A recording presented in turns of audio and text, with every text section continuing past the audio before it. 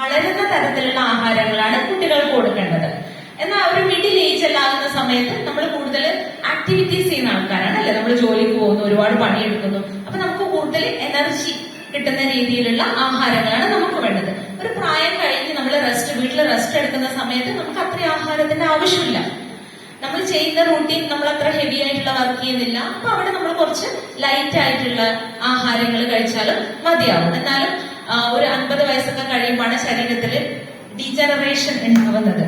അപ്പൊ എന്തുപറ്റും, കാലുവേദനയും കൈവേദനയും നടുവേദനയൊക്കെ ഉണ്ടാകുന്ന പ്രായമാണ്. അപ്പൊ ആ ഡീജനറേഷനെ പ്രിവെന്റ് ചെയ്യാൻ പറ്റുന്ന കുറച്ച് രസായനം തരത്തിലുള്ള, അതായത് ശരീരത്തിന് രസായന എഫക്ട്, ഒരു നറിഷ്മെന്റ് എഫക്ട് കിട്ടുന്ന രീതിയിലുള്ള ഭക്ഷണവും ആ പ്രായത്തിൽ കഴിക്കണം. പക്ഷെ അഗ്നി അനുസരിച്ച് മാത്രമേ കഴിക്കാൻ പാടുള്ളൂ.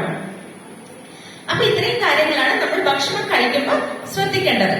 പിന്നെ നമ്മൾ ഭക്ഷണം ചൂസ് ചെയ്യുമ്പോൾ ശ്രദ്ധിക്കേണ്ട കാര്യങ്ങൾ എന്താ വെച്ചാൽ, നമ്മൾ എന്താണ് കഴിക്കുന്നത്, എവിടെ ഇരുന്നാണ് കഴിക്കുന്നത്, എത്രമാത്രം കഴിക്കുന്നുണ്ട്, ഈ മൂന്നും എപ്പോഴും നമ്മൾ ശ്രദ്ധിക്കണം. നമ്മൾ എന്താണ് കഴിക്കുന്നത് എന്ന് ഞാൻ നേരത്തെ പറഞ്ഞ പോലെ നമ്മളെ പ്രകൃതിയും അഗ്നിയും കാലവും ഒക്കെ വെച്ചിട്ട് നമുക്ക് മനസ്സിലാക്കാൻ പറ്റും. പിന്നെ ശ്രദ്ധിക്കേണ്ടത് നമ്മൾ എവിടെ ഇരുന്നാണ് കഴിക്കുന്നത്. നമ്മള് പറയും ഫുഡ് കഴിക്കുമ്പോൾ മൈൻഡ്ഫുൾ ആയിട്ട് ഫുഡ് കഴിക്കണം. നമ്മള് മനസ്സിനും കൂടെ സന്തോഷം കിട്ടുന്ന രീതിയിലുമാണ് നമ്മൾ ആഹാരം കഴിക്കുക. എന്നാൽ മാത്രമേ നമ്മുടെ ശരീരത്തിന് ആ നമ്മൾ കഴിച്ച ഭക്ഷണം പ്രോപ്പറായിട്ട് സാറ്റിസ്ഫൈ ആവുള്ളൂ നമ്മുടെ ശരീരത്തിന്. അപ്പൊ നമ്മൾ മനസ്സിന് സന്തോഷമുള്ള സ്ഥലം എന്ന് വെച്ചാൽ എങ്ങനെയാ,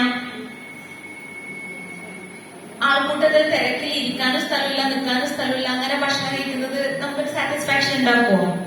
ഇല്ല. അപ്പൊ നമ്മൾ കൃത്യമായി ഇരുന്ന് നല്ല പീസ്ഫുൾ ആയിട്ടുള്ള സ്ഥലത്ത് നമുക്ക് ഇഷ്ടപ്പെട്ട ആൾക്കാരോടൊപ്പം ഇരുന്ന് ഭക്ഷണം കഴിക്കുമ്പോഴാണ് അതൊരു മൈൻഡ്ഫുൾ ഈറ്റിംഗ് ആയിട്ട് മാറുന്നത്. അപ്പൊ ആ രീതിയിൽ വേണം നമ്മൾ ഫുഡ് കഴിക്കാൻ വേണ്ടിയിട്ട്. പിന്നെ നമ്മളെ ഉപയോഗിക്കുന്ന പാത്രങ്ങളും കാര്യങ്ങളും എല്ലാം തന്നെ നമ്മൾ വയസ്സായിട്ട് ചൂസ് ചെയ്യണം.